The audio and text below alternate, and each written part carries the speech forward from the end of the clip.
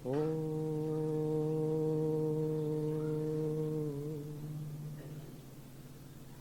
ओ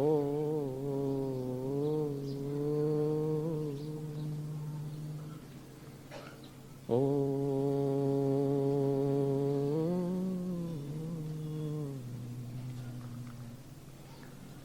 मंगलमय मंगलकरण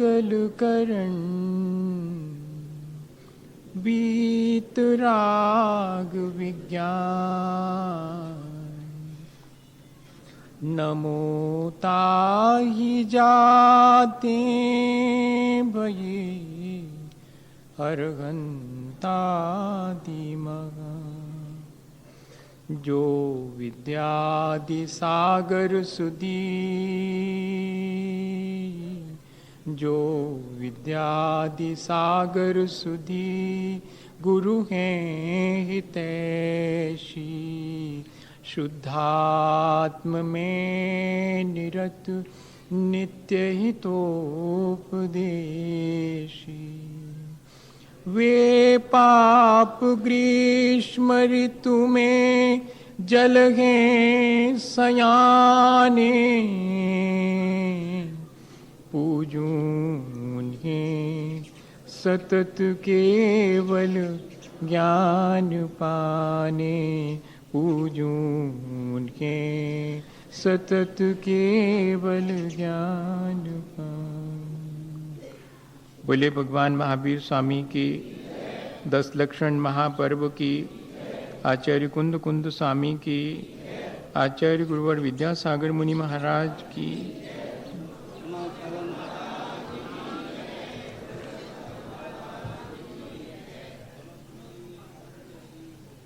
हम सभी लोगों ने पिछले दिनों अपने जीवन को अच्छा बनाने के लिए इस 10 लक्षण महापर्व के अवसर पर 4 बातें सीखी हैं कि रोज जीवन में गुस्सा करने, क्रोध करने के मौके आते हैं। हमको एक आध मौके पर क्षमा भाव भी धारण करना चाहिए। यदि हम पूरी तरह से हर मौके पर क्षमा भाव धारण करें तो बहुत अच्छा है, नहीं कर पाते हैं तो एक आध मौके पर तो करके देखना चाहिए कि कैसा लगता है। हमने ये भी सोचा है पिछले दिनों कि कभी कभी हम अपने आसपास के वातावरण को लेकर के या अपने आसपास लोगों के व्यवहार को लेकर के कभी कभी कठोर हो जाते हैं और फिर हम बड़े कठोरता से पेश आते हैं। ये हमारा व्यवहार ठीक नहीं है। हमें दिन भर में एक मौके पर ऐसा भी करना चाहिए कि हमारी कोमलता, हमारी मृदुता बनी रहे और हम कठोर न हो पाएं। हमने ये भी अपने मन में विचार किया है कि ऐसी परिस्थिति निर्मित हो जाती है या कि हमारे मन का संस्कार इतना प्रबल हो जाता है कई बार कि पता नहीं क्या सोच करके और हम दूसरे को ठगने का मन बना लेते हैं। और कई बार तो ऐसा होता है कि धोखा दे भी देते हैं दूसरे को और मन ही मन बड़े खुश होते हैं। अब हम ऐसा नहीं करेंगे। दूसरे को अगर कभी धोखा देने का मन हो भी तो हम थोड़ा अपने को संभाल लेंगे और धोखा अगर हमारे हाथ से किसी को दिया गया है तो बाद में कम से कम प्रसन्नता अनुभव तो नहीं करेंगे, गिल्टी फील करेंगे और आगे कभी धोखा ना दूं ऐसा मन बनाएंगे। क्योंकि संस्कारवश कई बार मन में ऐसा भाव आ जाता है तो हम उसके बाद कम से कम इतना तो कर सकते हैं कि प्रसन्नता महसूस ना करें दूसरे को धोखा दे करके, नहीं तो ये आदत और बढ़ती चली जाएगी। और हमने अपनी सरलता को बनाए रखने का, अपनी ईमानदारी को बरकरार रखने का भी विचार किया है। और इतना ही नहीं, हमारे चारों तरफ बड़े आकर्षण हैं। 5 इंद्रिय और मन को लुभाने वाली सैकड़ों चीज़ें हैं। हमारे मन में उन चीज़ों को लेकर के बहुत जल्दी लोभ जाग जाता है। अब हम क्या करें? लोभ जागृत हो तो क्या करें? उन चीज़ों को जैसे अपन अपना बजट कम होने पर ग्रहण नहीं कर पाते हैं, या कि जैसे कोई चीज़ खाने का बहुत मन है लेकिन शरीर साथ नहीं देता, बीमारी है, डॉक्टर के कहने से उस चीज़ को छोड़ना पड़ता है, तो क्यों ना हम उसको अपने मन से ही निकाल दें और उसके प्रति अपने मन में लोभ न रखें, उस चीज़ को लेकर के अपने मन को विकृत ना करें। जो चीज़ नहीं मिल पाई है उसके अभाव में हमारा मन संक्लेशित होता है, मलिन होता है, और जो चीज़ हमारे जीवन में मिल गई है उसका आनंद ही नहीं ले पाते हम। तो हमने तय किया है कि जो चीज़ हमको मिली है, हमने पहले पुण्य कमाया है, उससे हमें मनुष्य पर्याय मिली है, उसमें भी 2 बातें धर्म की सुनने का सौभाग्य मिला है, और इतने ही नहीं, उन धर्म की बातों के अनुसार अपने जीवन को बनाने का मन भी कई बार हुआ है, ये भी सौभाग्य है। इन चीज़ों पर तो हमें गर्व होना चाहिए, इन चीज़ों का तो हमें गौरव होना चाहिए। इतना तो मिला हमारे लिए। अगर एक आँख कमती मिलती तो कैसा लगता, दोनों मिली हैं, अब इससे ज़्यादा और क्या चाहिए अपने को। ठीक है, आँख में लगाने का और बढ़िया गोल्डन वाला चश्मा नहीं मिला तो नहीं मिला, अब उनको मिला है तो ठीक है, अपनी तो आँख वैसे भी छोटे मोटे किसी चश्मे से काम चला लेंगे। ऐसी छोटी छोटी बातों को लेकर हमने विचार किया है कि अपने मन को खराब नहीं करेंगे, अपने मन की प्रसन्नता को, अपने मन की निर्मलता को हम खंडित नहीं होने देंगे। अगर हमने इतनी बात अपने जीवन में धीरे धीरे शुरू कर दी तो सच्चाई इससे बड़ी और क्या है। जीवन उन्हीं का सच बनता है, वे ही सच को पा पाते हैं जो कषायों से मुक्त होकर के आत्मस्थ हो जाते हैं। सच को पाना, सच्चा होना और सच्चा बोलना, ये तीनों ही चीजें हमें अपने जीवन में और सीख लेनी चाहिए। सच को पाने का अर्थ तो बहुत सीधा सा है कि हम अपने आत्म स्वरूप को प्राप्त कर ले। सच्चाई संसार में इतनी ही है कि हम अपनी प्योरिटी को फील करें, हम अपनी निर्मलता को फील करें और उसमें ही लीन हो, आत्मस्थ हो जाए। यही सच को पाना है, निर्विकार हो जाना ही सच को पाना है। और चारों कषायों के अभाव में जो हम अपनी आत्मा की शुद्ध अवस्था को प्राप्त करते हैं, वास्तव में वही सच्चाई है। लेकिन उस सच को पाना इतना आसान थोड़ी है। सच को पाने के लिए तो सच का आचरण करना पड़ेगा, सच होना होगा, भीतर से सच्चा होना होगा। और फिर जो भीतर से सच्चा हो जाता है उसके द्वारा जो भी बोला जाता है वो सब सच होता है। हमारा लक्ष्य सच को पाने का हो, हमारा संकल्प सच्चे होने का हो, और हम झूठ वचन से बचते रहें। यदि इतना हम पुरुषार्थ कर लेवें तो हमारे जीवन में बहुत ऊंचाई और अच्छाई धीरे धीरे करके आए बिना नहीं रहेगी। एक छोटी सी घटना है। एक पिता के 4 बेटे थे। पिता का बहुत मन था कि वे सच को प्राप्त कर लेवें। वैसे तो आज माता पिता का मन यही होता है कि उनके बच्चे बहुत अच्छे बने और सच्चाई को जाने, लेकिन अपना अपना पुण्य पाप भी तो सबके साथ लगा हुआ है। किसी के चाहने अकेले से थोड़ी कुछ होता। पिता ने तो बहुत चाहा कि चारों बेटे सत्य को पालें, और उन्होंने कहा भी कि जाओ जैसे बने और सच को पाकर के लौटना, मैं जब तक तुम्हारा यहाँ पर इंतजार करूंगा। अपन तो विदेश भेजते हैं कि पढ़ के लौटना, लेकिन कौन लौटता है। बहुत बड़ी बड़ी स्कूल में, बहुत बड़े बड़े इंस्टीट्यूशंस में अपन भेजते हैं बच्चों को। काहे के लिए भेजते हैं? कि 2 रोटी कमाने लायक विद्या सीख आओ। सत्य को प्राप्त करके लौटना, ऐसा तो मेरे ख्याल से आज कोई अपने बेटे को नहीं कहता होगा कि जाओ जीवन में और देखो, अपने अनुभव से जानो कि सच्चाई क्या है, उसको पाकर के लौटना। नहीं, सिर्फ 2 रोटी और अपनी आजीविका चलाने के लिए थोड़ी बहुत विद्या सीख के आ जाओ, ताकि जरा ढंग से कार में घूमते हुए जीवन व्यतीत करो और अच्छे डनलप पर सो और कूलर में जीवन व्यतीत करना, बस यही सच्चाई है जीवन की। जिनके जीवन में इतना पा लेना ही सच को पा लेना है, उनसे तो अपन को कोई बात ही नहीं करनी है। अपने मन में भी ऐसा मन हो जावे तो ये सच्चाई, अगर सचमुच में ये सब सच्चाई होती तो आज तक अपन को मिल गई होती। सबके पास सब कुछ तो है, लेकिन इसके बाद भी क्या जीवन सच्चा हो पाया? क्या हमने सच्चाई को पा पाया है?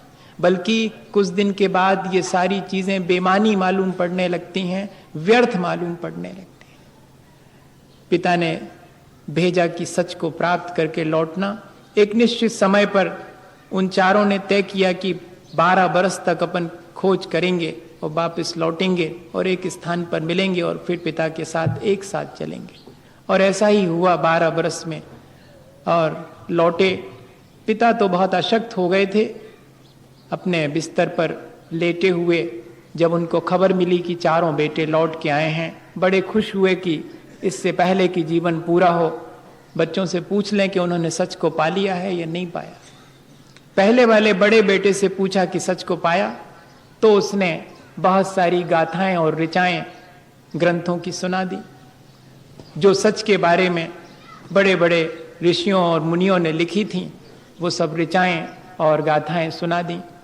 पिता को संतोष नहीं हुआ, दूसरे से इशारा किया कि क्या तुमने सच को पा लिया? उसने बहुत सारे सच्चाई के जो सूत्र थे, उन सूत्रों को दोहरा दिया। पिता को उससे भी संतोष नहीं हुआ। तीसरे वाले ने तो विभिन्न धर्मों में जो सुभाषित थे, अच्छी अच्छी बातें थीं, वो सब पिता को सुनाई सच के बारे में। पिता उससे भी संतुष्ट नहीं हुए, बल्कि उन्हें लगा कि हमारा इनको जन्म देना व्यर्थ हो गया। 12 बरस तक मैं इंतजार करता रहा कि सच को पाकर के लौटेंगे, लेकिन ये तो सच के बारे में सिर्फ इंफॉर्मेशन लेकर के आए हैं, सच को इनने प्राप्त नहीं किया। सच के बारे में कुछ इंफॉर्मेशंस कलेक्ट कर लेने का नाम सच को पाना नहीं है। चौथे वाले बेटे की तरफ थोड़ी आशा भरी नजर से देखा तो फौरन उस चौथे वाले बेटे ने पिता के चरणों में झुक करके प्रणाम किया और अत्यंत प्रसन्न भाव से बस पिता को एक दृष्टि भर करके देखा और अपनी आंख नीची कर ली। पिता बहुत प्रसन्न हुए, उठ करके उसे अपने गले लगाया और कहा कि मरने से पहले मुझे संतोष है कि मेरे एक बेटे ने सत्य को प्राप्त कर लिया।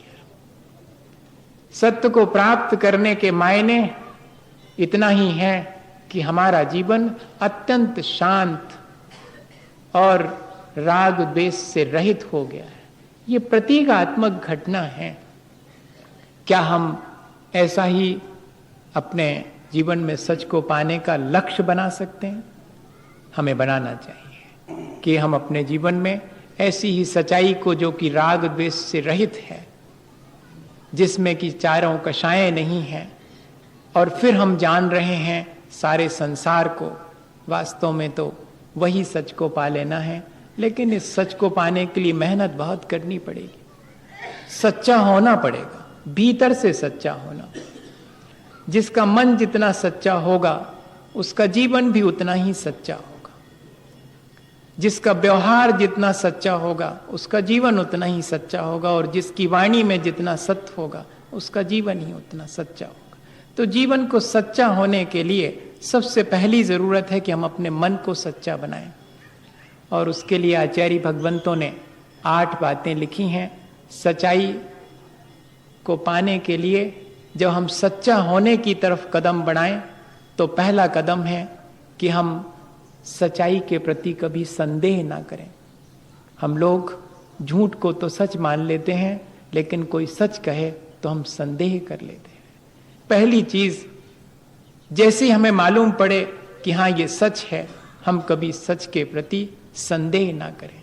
संसार में यदि झूठ से हमें सारा संसार मिलता हो तब भी हम संसार की कोई आकांक्षा ना करें, बल्कि सच की ही आकांक्षा करें, तो हमारा जीवन सच्चा हो सकता। तीसरी बात, कभी सच से हम घृणा ना करें और सच्चे व्यक्ति से घृणा ना करें। होता यह है हम अपने को सच्चा बनाना चाह रहे हैं असल में, इसलिए ये जरूरी है। होता अक्सर ये है कि हम और एक सच्चे और अच्छे आदमी को बड़ी हिराकत की नजर से देखते हैं, बड़ा बुद्धू मानते हैं, आउट ऑफ डेट मानते हैं। लेकिन ये ठीक नहीं है। हम हमेशा सच से घृणा करने से बचते रहें, और कितने भी प्रलोभन आ जावें, लेकिन हम अपने सच्चे मार्ग से विचलित ना हो, हम सच्चे मार्ग पर चलें। ऐसी कुछ बातें हमें अपने जीवन में शामिल करनी पड़ेंगी। सच्चाई के रास्ते पर चलने वाले की गलतियां हो सकती हैं, हम उन गलतियों को इग्नोर करें, और सच के रास्ते पर चलने वाला व्यक्ति कभी चूक जा सकता है, गिर भी सकता है। हम उस सच्चे व्यक्ति की एक आध बार की चूक को इग्नोर तो करें ही, बल्कि उसे संभालने के लिए अवसर दें। और स्वयं भी अगर अपन कभी सच्चाई से विचलित हो जाते हैं तो अपने को संभाल लें। और जब भी मन में प्रेम भाव उमड़े तो सच्चाई के प्रति ही प्रेम करें। हम सच्चाई का सम्मान करना भूल गए हैं। हम जितना ज्यादा दुनिया में झूठ का सम्मान करने लगे हैं, झूठे व्यक्ति का सम्मान करने लगे हैं, काश उसका 1% भी अगर सच्चाई का सम्मान और सच्चे व्यक्ति का सम्मान करना शुरू करें तो हमारे अपने जीवन में सच्चाई आना शुरू हो जाएगी। एक बहुत छोटी सी घटना में हमेशा याद आती है मुझे ऐसे मौके पर। विदिशा की घटना है, सन 92 में मैं चतुर्मास कर रहा था। एक पिता अपने बेटे को लेकर आए 5 वर्ष के, और मेरे से कहा कि आज जीवन में मैं सबसे ज्यादा दुखी हूं। मैंने कहा क्यों, क्या हुआ? इस बेटे ने कुछ कह दिया?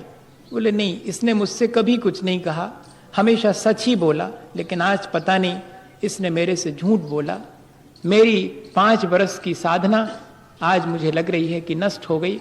मैंने अपने जीवन में संकल्प लिया था कि अपने पुत्र को सच्चा बनाऊंगा, कभी उससे मेरे सामने झूठा ना होना पड़े, झूठ ना बोलना पड़े। मैं ऐसा अपना जीवन जीऊंगा जिससे कि उसे झूठ बोलने का अवसर ही ना मिले। लेकिन आज पता नहीं मेरे से भी उसने झूठ बोला। दुनिया से झूठ बोला होता तो कोई बात नहीं थी, लेकिन मेरे से झूठ बोलने की एक बार उसकी आदत बन गई, तो अब तो मेरा होना नहीं होना व्यर्थ ही है। इतने दुख से उन्होंने इस चीज़ को कहा। मैंने कहा मैं इससे बात कर लूँगा, आप जाइएगा, कोई ना कोई बात होगी। छोटे बच्चे ऐसे झूठे नहीं होते, कोई ना कोई उनके मजबूरी हुई होगी, कोई ना कोई उनका प्रबल संस्कार उनके भीतर होगा। मैंने उससे पूछा कि क्या तुमने सचमुच अपने पिता से झूठ बोला? उसने कहा बोला। क्या मजबूरी थी? उसने कहा कुछ नहीं, मैं आपको पूरी बात बता देता हूँ, पिता से तो मैंने नहीं बताई। हुआ क्या था कि कल मुझे थोड़ा हेडेक था और मैं अपने जो गणित के सवाल थे वो ठीक ठीक हल नहीं कर पाया, और मैं ऐसे ही स्कूल चला गया। और स्कूल में जब गुरुजी ने पूछा कि सबने अपने अपने सवाल कर लिए, तो मैंने तो नहीं किए थे, तो मैंने स्पष्ट होके खड़े होके और कहा कि मैंने नहीं किए। तो गुरुजी ने मुझे बहुत डांटा भी और मारा भी। लेकिन मैंने देखा कि मेरे बाजू वाला जो लड़का था उसने भी सवाल नहीं किए थे, लेकिन वो अपनी कॉपी बंद किए चुपचाप बैठा रहा, उसने कुछ नहीं कहा। उसने झूठ बोल दिया कि मैंने कर लिए हैं, और गुरुजी ने उसको कुछ नहीं कहा। मेरे मन में पहली बार ये बात आई कि यदि मैं भी झूठ बोल देता तो मैं भी डांट से और पिटाई से बच जाता। अब यदि मैं झूठ का सहारा लूं तो मुझे लाभ ज्यादा है। मैं घर पहुंच करके यह बात ज्यों की त्यों हमेशा की तरह पिता को बताता, लेकिन उस दिन मेरे मन में आया कि यदि पिता को बताऊं कि मुझे आज सवाल हल न करने की वजह से डांट पड़ी है, तो हो सकता है कि पिता भी मुझे डांटें कि क्यों नहीं किए थे। इससे बेहतर है कि मैं पिता से झूठ बोल दूं, और मैंने इसीलिए पिता से झूठ बोला है। जब भी हम किसी की सच्चाई का सम्मान नहीं करते हैं तो मानिएगा हम उस व्यक्ति को झूठा होने के लिए प्रेरित करते हैं। यदि हम सच्चाई का सम्मान शुरू कर देवें तो कोई व्यक्ति झूठा क्यों होगा? असल में झूठे होने पर सम्मान ज्यादा मिलता दिखाई पड़ता है, तो व्यक्ति सोचता है कि ठीक है, इसमें ज्यादा लाभ है, जिसमें ज्यादा लाभ है वो काम करें। इसलिए बहुत जरूरी है कि हम सच्चाई का सम्मान करने की आदत डालें। हम सच्चे नहीं हैं, हम झूठे हैं मान लो, फिर भी जो सच्चा है उसका हमारे मन में सम्मान होना चाहिए। और आखिरी बात कि जहां बैठें सच्चाई के गुण गाएं तो हमारा जीवन भी सच्चा होना शुरू होगा। अभी तो हम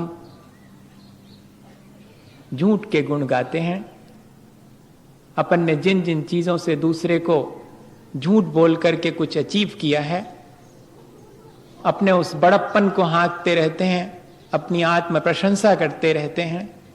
नहीं, हमें कोशिश करनी चाहिए कि किसी व्यक्ति के अंदर कोई सच्चाई है तो उसका गुणगान करें।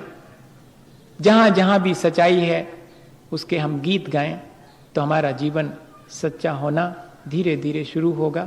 और जिसका जीवन सच्चा हो जाता उसके द्वारा बोला गया ही सच है, क्योंकि फिर सच्चा व्यक्ति दूसरे को क्षति नहीं पहुंचा पाता। और यदि झूठा व्यक्ति है और सच भी बोलेगा तो दूसरे को क्षति पहुंचाने के लिए बोलेगा। इसलिए बहुत जरूरी है पहले सच्चा होना, फिर बाद में सच बोलना। झूठे व्यक्ति के द्वारा बोला गया सच भी बड़ा हानिकारक होता है। सच बोलने का जहां कहा जाए वहां पर अर्थ सिर्फ इतना ही नहीं है कि जो बात जैसी है उसे वैसी कह देना। इतना यदि हम अर्थ लगाएंगे तो फिर हमने शायद न सत्य धर्म को समझा, न सत्य महाव्रत को समझा, न सत्य अणुव्रत को समझा, न भाषा समिति को समझा, न हमने वचन गुप्ती को समझा। आचार्य भगवंतों ने इतनी सारी बातें हमारे अंदर सच बोलने से पहले इन सब चीजों के विचार करने के लिए कह दिया है। पहली चीज, जहां तक बन सके वचन का उपयोग मत करना। जितना हो सके वचन का प्रयोग करने से बचना। ना हो सके तो अशुभ वचन वे सब हैं जो दूसरे के लिए अहितकारी हैं। वे सब वचन अशुभ हैं। अशुभ की इतनी ही परिभाषा बनाई, अप्रशस्त, यानी दूसरे को हानिकारक, दूसरे को पीड़ा पहुंचाने वाले सारे वचन अशुभ हैं। बहुत गौर से सुनिएगा, टेप कर लीजिएगा। हाँ, क्योंकि आचार्य भगवंतों ने जिस तरह लिखा है उसको अपन ठीक ठीक ढंग से समझें। मैं भी कहीं चूक सकता हूं तो उसे फिर मैं सुधार लूंगा, पर हम सब इस चीज को बहुत गौर से समझें कि सबसे पहले तो वचन का उपयोग ना करना पड़े। सबसे श्रेष्ठ तो यही है, इसी को कहते हैं वचन गुप्ती। लेकिन थोड़ी सी रियायत दी है उसमें कि अशुभ वचन से मौन हो जाने का नाम भी है वचन गुप्ती। समस्त प्रकार के वचन का त्याग कर देना वचन गुप्ती है, लेकिन अशुभ वचन का त्याग कर देना यह भी वचन गुप्ती है। और जब हम समस्त अशुभ वचन का त्याग कर देते हैं पूर्णतः और सत्य बोलने का संकल्प करते हैं, तब वो कहलाता है सत्य महाव्रत। जीवन भर के लिए ये लिया जाता है। और पर बधकार कठोर निंद नहीं वचन उचारें। और तो सब बोलेंगे, लेकिन दूसरे को चोट पहुंचाने वाले निंदनीय और कठोर वचन का त्याग करना, ये जो है सत्य अणुव्रत कहलाता है। इतनी सब चीजें हो जाने के बाद किसी ने सत्य महाव्रत धारण कर लिया या किसी ने सत्य अणुव्रत धारण कर लिया, सत्य वचन गुप्ती तो देखने में आएगी नहीं। आज ऐसे कोई महान योगी नहीं है जिनको की वचन गुप्ती हो या मनोगुप्ती हो या कि काय गुप्ती हो। तीनों गुप्तियों को धारण करने वाले रिद्धिधारी मुनि महाराज का इस काल में अभाव है। पर सत्य महाव्रत और सत्य अणुव्रत धारण करने वाले मुनि और शावक आज भी हैं। उनके लिए भी जीवन भर को जिन्होंने सत्य बोलने और असत्य से विरक्त होने का नियम ले लिया, उनके लिए भी दो चीजें और कही गई हैं कि जब भी बोलना, सत्य बोलने के लिए आपने नियम लिया है, फिर भी अगर भले लोगों से बोल रहे हो तो सत्य धर्म का पालन करना, और सब तरह के लोगों से बोल रहे हो तो हित मित और प्रिय वचन बोलना। ये भाषा समिति है। सत्सु, जो सज्जन पुरुष हैं, जो आपके आशय को ठीक समझेंगे, उनसे सत्य धर्म का पालन करते हुए बोलना। फिर उसमें कोई लिमिटेशन नहीं है, ना टाइम की लिमिटेशंस हैं, ना और भी कोई लिमिटेशंस हैं, जितना हो उतना। लेकिन जब सब तरह के लोगों के बीच बोलना हो, जो आपके आशय को ठीक समझ पाएंगे, नहीं भी समझ पाएंगे, तब भाषा समिति का पालन करना, यानी हित मित और प्रिय वचन बोलना। अब ये तीन चीजें आ गई। हितकारी वचन जो कि दूसरे के लिए और अपने लिए कल्याणकारी हों, जिससे अपना और दूसरे का स्वार्थ सदता हो, वो हितकारी वचन नहीं है, ये ध्यान रखना। जिससे अपना और दूसरे का कल्याण होता हो, वो हितकारी वचन है। और मित के मायने क्या है? बहुत telegraphic, to the point, precious. 2 से काम चलता हो तो 3 की आवश्यकता नहीं है। मित बोलना। और तीसरी चीज प्रिय वचन बोलना। सामान्य रूप से कहने में यही आता है कि सच कड़वा होता है।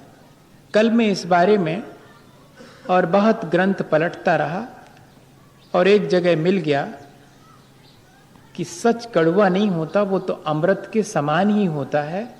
जिनके भीतर ही विष है उन्हें वो विषाक्त मालूम पड़ता है, पर है तो वो अमृतमय है। इसलिए इतनी सारी बातें आचार्य भगवंत को बोलने पर लगानी पड़ी कि बोलना तो, लेकिन हितकर बोलना, टू द पॉइंट बोलना और प्रिय बोलना। ये 3 चीजें बहुत विचार करने की हैं। अपन इन पर थोड़ा सा विचार कर लेते हैं। सत्य की परिभाषा क्या बनाई? जो हितकर हो वो ही सत्य है।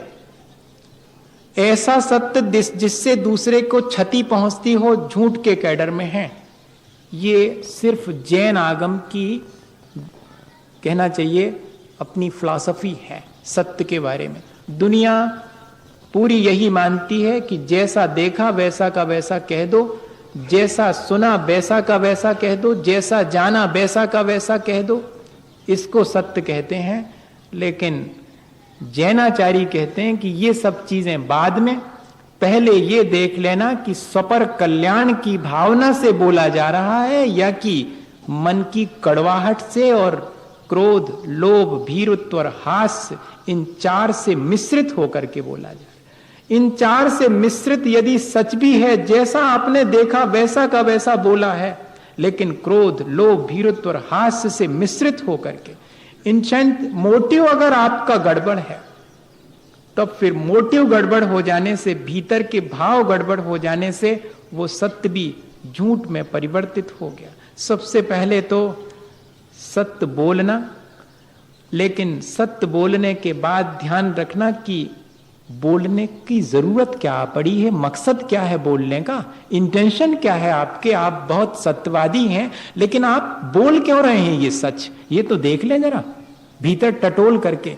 आप दूसरे को या अपने आप को, दोनों स्थितियों में, दूसरे को अपन चोर तो नहीं कहते, लेकिन अपने को जो साहूकार साबित करने की बात है, उससे भाव तो यही लगता है कि दूसरे को चोर साबित करना चाह रहे हैं।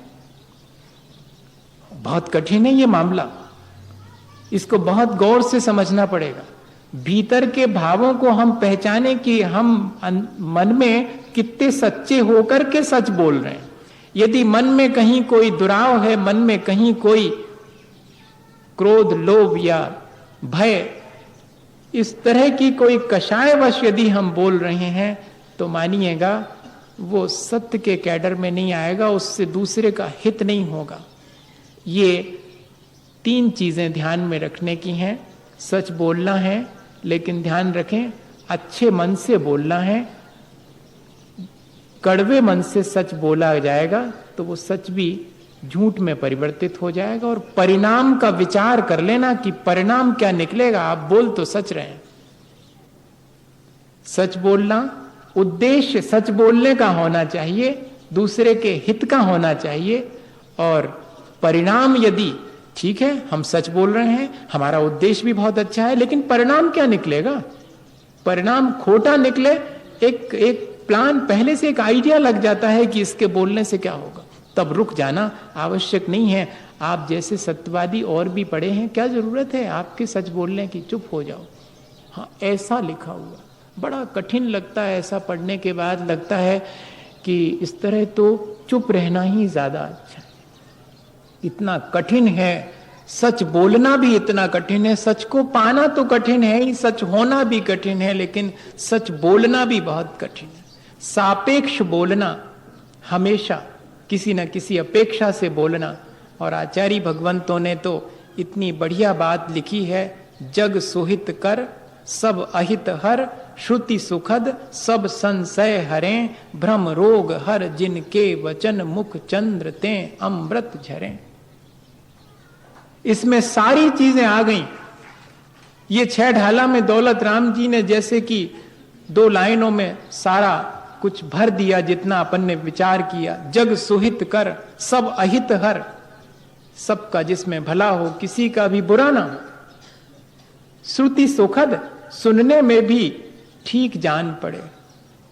सब संशय हरें, किसी के मन में कोई डाउट ना हो सुन करके कि क्या कहना चाह रहे थे। और ऐसा लगे जैसे कि मुख चंद्र ते अमृत झरे। अपने वचन को हम क्या धीरे धीरे अभ्यास से ऐसा नहीं बना सकते, बना सकते हैं।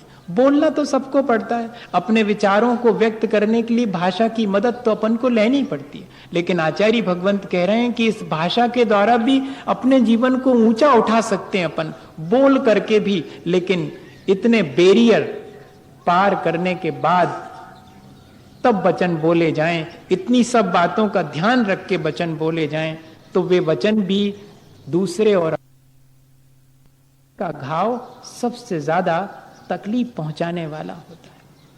मेरे ख्याल से आप किसी को बहुत जोर से मारपीट कर दीजिएगा, वो 2-4-10 दिन के बाद भूल जाएगा। अगर बहुत चोट पहुंच गई होगी तो वो चोट भी जो है 2-4-8 दिन में ठीक हो जाएगी। लेकिन आपने किसी के लिए मर्म भेदी कोई वचन कह दिया है तो जीवन भर वो उसके मन में सालता रहेगा, चुभता रहेगा। इसलिए बहुत जरूरी है वचन को संभाल करके बोलना। एक घटना आती है, किसान बहुत दुखी था, लकड़ी काटने जाना पड़ा उसको, खेतों में दाना नहीं उगा, जंगल में लकड़ी काटने गया था और सामना हो गया एक शेर से। बहुत प्रसिद्ध घटना है। और उस शेर से सामना हो गया तो भागने भागने को हुआ, लेकिन शेर की कराह सुनकर के रुक गया। शेर के पैर में कांटा लग गया था। शेर ने कोई आक्रमण नहीं किया उस पर, बल्कि बहुत करुणापूर्वक, बहुत दया से उस किसान को देखा। किसान का भय मिट गया जाकर के, और जब शेर ने अपना पंजा ऊपर उठा दिया तो उसमें से कांटा निकाल दिया और वापस लौटने लगा तो शेर ने कहा, कहानी का शेर तो कहेगा ही कहेगा। हाँ, कहानी का शेर है, वो कहेगा। और मैं तो इसको ऐसे लेता हूं कि अगर किसी के भीतर प्रेम हो तो उसकी भाषा सबके समझ में आएगी। और इन क्षणों में जबकि उसका कांटा निकाला था, उसके भीतर किसान के प्रति बहुत प्रेम था, इसलिए शायद किसान को शेर की भाषा समझ में आ गई हो। भले ही शेर ने कैसे भी लैंग्वेज का यूज किया हो, सब समझते हैं। अपन किसी को जरा से कठोर आंखों से देख लो, सब समझ जाते हैं कि कैसे देख रहे हैं आप। कौन नहीं समझता है? आप प्यार से देख रहे हैं, आप दया से देख रहे हैं, आप क्रोध से वशीभूत होकर देख रहे हैं, आपने बोला कुछ भी नहीं है। ये जो लैंग्वेज है ना, ये भी बहुत झूठी होती है अपनी। हाँ, ये भी भाषा है एक, ये हमारे मन को प्रदर्शित कर देती है। इसलिए तो लिखा हुआ है कि जिसका मन सच्चा होगा उसके सारे एक्सप्रेशंस, उसकी वाणी भी बिल्कुल सच होगी। और मन ही झूठा है तो सारे एक्सप्रेशंस और सारी वाणी भी झूठ के ही कैडर में आज चली जाएगी।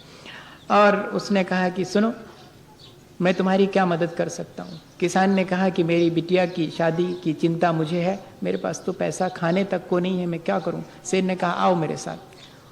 वो उसको गुफा में ले जाता है। वहां पर देखते हैं तो बहुत सारे गहने पड़े हुए हैं सोने के, जितना चाहिए तुम्हें उठा लो यहाँ से। किसान बहुत खुश और जेवरात ले जा करके, और बड़े ठाट बाट से उसने प्लान किया, प्रोग्राम किया कि अब बिटिया की शादी करेंगे। और शेर से भी कहा कि भाई तुम मेरे हितैषी हो, तुम भी आना शादी में। तो शेर भी पहुंचता है शादी में, शाम को ही पहुंच जाता है वो, और एक किनारे वहां खड़ा हो जाता है। लोग भयभीत होते हैं उससे। जब लोग भयभीत होने लगते हैं तो किसान तो अपने काम में व्यस्त था। किसान की जीवन साथी लोगों से बोलती, अरे इससे क्या डरना है, ये शेर थोड़ी, ये तो गधा है, गधा, खड़े रहने दो। ऐसा कह दिया। बस इतनी सी बात शेर चुपचाप बिना शादी अटेंड किए वापस चला गया। हाँ, ऐसे ही अपन तो ऐसी तरह से समझ में आना चाहिए अपने को, और क्या। हाँ। तो 2-3 दिन के बाद किसान जब जंगल में पहुंचा और कहा कि तुम आए भी और कुछ भी देखे बिना, आशीर्वाद दिए बिना और चले गए, तो उसने कहा कि सुनो, ये जो कुल्हाड़ी लकड़ी काटने के लिए लाए हो, मेरे सिर पर जोर से मारो। उसने कहा क्या करते हो, तुम हमारे मित्र हो, हम तुम्हारे सिर पर कुल्हाड़ी मारे, इतने कृतज्ञ तो हम नहीं हैं। उसने कहा मारते हो कि नहीं मारते, वरना तुम्हें आज समाप्त कर दूंगा। अब तो किसान बहुत घबराया, उसने बेमन से बहुत मुश्किल में उसके माथे पर कुल्हाड़ी से वार किया, फट गया माथा, खून निकलने लगा। शेर ने कहा वापस लौट जाओ। किसान वापस लौट गया। बस इतना ध्यान रखना, 10-15 दिन में एक बार आकर के मुझे देख जाना। 10-15 दिन के बाद बहुत डरते डरते हाथ जोड़े किसान शेर के सामने आया। उसने शेर ने कहा कि देखो इधर के घाव का क्या हुआ, वो तो मिट गया था। बोले ये घाव तो मिट गया, लेकिन एक घाव अभी मेरे मन में बहुत गहरा है। क्या हुआ? मैं तुम्हारे घर पहुंचा था और मैं तो चुपचाप खड़ा हुआ था वहां पर, लोग मेरे से डर रहे थे, तब तुम्हारी जीवन साथी ने कहा था कि इससे डरने की कोई बात नहीं, ये शेर वेर नहीं, ये तो गधा है। वो बात आज भी तकलीफ पहुंचाती है। ये जो शरीर पर पड़ा हुआ घाव तो मिट गया, लेकिन मन को लगा हुआ घाव नहीं मिटा है। इसलिए बहुत जरूरी है, बहुत जरूरी है।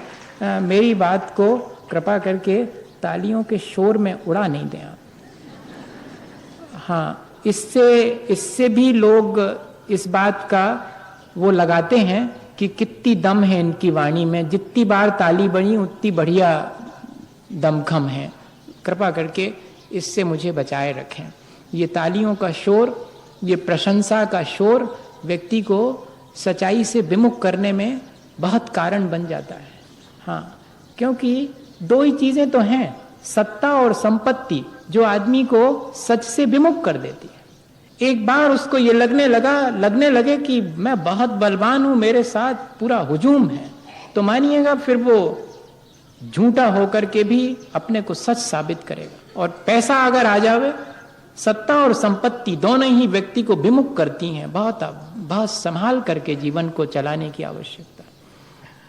कई बार ऐसा लगने लगता है मुझे कि तालियों के शोरगुल में और मेरे अंदर ऐसा ना लगने लगे कि वाह पास हो गए बच्चों, अब तो बढ़िया बोलने लगे, अब तो बढ़िया बोलने लगे, तालियां पिट रही हैं, हर 2-2 मिनट में पिट रही हैं तालियां। तो ऐसा लगने लगता कई बार। मैं अपने मन की बात आपसे कह लेता हूं, अब आप हमारे अपने हैं तो फिर कहने में कोई संकोच भी नहीं होता है। अपन को कदम कदम पर संभालना है अपने को, और कुछ भी नहीं। इतना ही मेरा आशय है। मैं उन ताली बजाने वाले को दुख पहुंचाने वाली भाषा नहीं बोल रहा हूँ, नहीं तो आप समझे कि मुझे दुख पहुंच गया। नहीं, मैं ऐसा नहीं बोल रहा हूँ। मैं सिर्फ ये कह रहा हूँ कि बहुत इन चीज़ों को, बहुत सीरियसली अपन इन चीज़ों को समझें। वाणी बहुत सोच करके बोलनी चाहिए। उस उदाहरण से अपन ने ये सीखा। और आचार्यों ने और थोड़ा सा क्लियर करने के लिए लिखा है कि सत्यम वद प्रियम वद, सच बोलो प्रिय बोलो, अप्रिय सच मत बोलो। अप्रिय और असत्य तो बोलो ही मत, लेकिन प्रिय बोलो और सच बोलो। झूठ भी प्रिय हो तो मत बोलो, और सच भी अप्रिय हो तो भी मत बोलो। दो कंडीशन रखती हैं। तो एक इसके लिए बहुत अच्छा उदाहरण है।